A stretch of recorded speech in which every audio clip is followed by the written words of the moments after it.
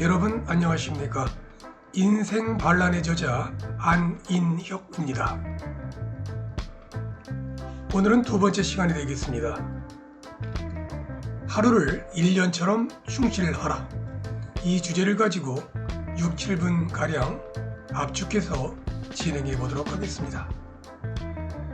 당신이 헛되이 보낸 오늘은 어제 죽어간 이들이 그렇게 살고 싶어 하던 내일이다. 랄프 waldo 에머슨의 말입니다. 시청자 여러분, 상상해 보십시오. 죽음을 눈앞에 둔 폐암 말기 환자가 있습니다. 짓누르는 고통이 전신을 감싸고 돕니다. 소리를 지르고 싶지만 거친 숨소리만이 허공을 가를 뿐 소리는 나오질 않습니다. 그저 고통 속에 눈물만 뺨을 타고 흐를 뿐입니다. 환자 옆에 있는 담당 의사, 간호사, 그의 가족들은 환자의 고통과 심정을 전혀 눈치채지 못하고 아픔도 공감하지 못합니다. 진통제로 시간을 이어가고 있을 뿐 환자는 살아있는 자체도 고통입니다. 이제 진통제 투입마저도 중단되면 환자는 이 세상과 작별해야 합니다. 사랑하는 가족과의 행복했던 순간도 파란만장했던 그의 생도 이제는 끝입니다. 이렇게 죽음을 앞둔 암 환자를 상상해보면 우리는 건강한 하루를 1년처럼 감사하며 살아야겠습니다. 저자의 경우 몇 년 전 겨울부터 감기 증상이 오더니 잔기침이 나기 시작했습니다. 평소 운동으로 체력이 단련되어 있어서 몸에 이상 징후가 생기는 즉시 운동으로 땀을 내므로써 감기 기운을 없애곤 했기에 그때도 운동만 열심히 했습니다. 그러나 이번에는 좀 달랐습니다.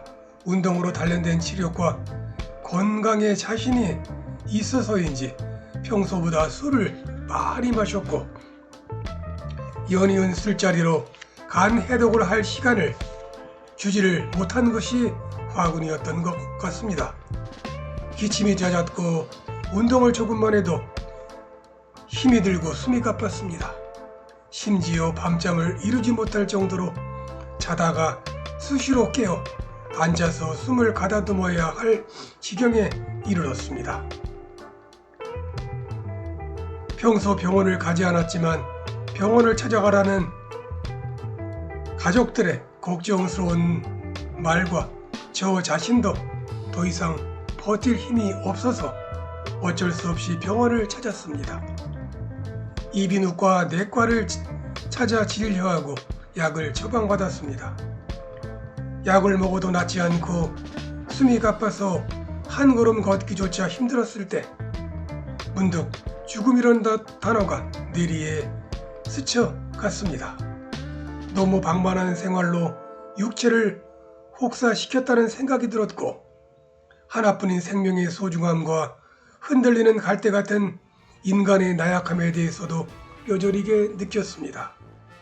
이렇듯 우리 인간의 육체가 망가졌을 때 기계처럼 부속품을 갈아치울 수 없음을 간과한 것입니다. 요즘 의술의 발달로 성형외과는 문전성시를 이룹니다. 특히 인공관절 시술은 매우 보편화되어 있어 어느 정도 경제적 능력만 갖추고 있으면 파괴된 관절을 인공관절로 바꾸는 것은 별 문제가 되지 않습니다. 그러나 아직까지 우리 몸에 간, 폐, 심장, 대장 등 주요 내장은 다릅니다. 한 번 망가지면 회복이 어려울 뿐만 아니라 교체가 거의 불가능하기 때문입니다. 한순간 실수로 몸이 망가져 너무 힘든 이때만큼 시간의 소중함과 인생을 좀 더 진지하게 살아야겠다는 생각이 들 때가 없었습니다. 당장 오늘 고통 속에 생을 마감한다면 어떤 기분일까라는 수만 가지 생각이 밀려들었습니다. 지금도 망가진 몸을 회복하기 위한 훈련을 지속하고 있지만 한 번 망가진 몸은 건강했던 시절로 깊살이 되돌아가지 못하고 있습니다. 결론입니다. 그렇습니다. 우리는 시간의 흐름을 너무 쉽게 망각합니다. 가끔씩 현재를 잠시 중단시키고 명상을 통해 시간의 소중함을 체감할 수 있는 경험과 계기를 마련해야 할 것입니다. 시청자 여러분에게도 모르는 사이에 혹사된 우리의 몸을 치유할 수 있는 휴식이 절대적으로 필요합니다. 건강을 잃고 아파본 다음에야 느낄 것이 아니라 아프기 전에 우리 몸과 마음을 되돌아볼 수 있는 반성의 시간을 갖고 하루하루의 생활에 충실하려는 자세가 중요할 것입니다. 인생은 짧고 할 일은 많습니다. 하루를 1년처럼 충실히 보내는 습관을 들인다면 여러분의 일상생활은 더욱 활기를 띨 것이며 알찬 시간을 보냈다는 만족감으로 삶의 질이 향상됨을 온몸으로 느낄 수 있을 것입니다. 하루를 1년처럼 충실히 보내시기 바랍니다.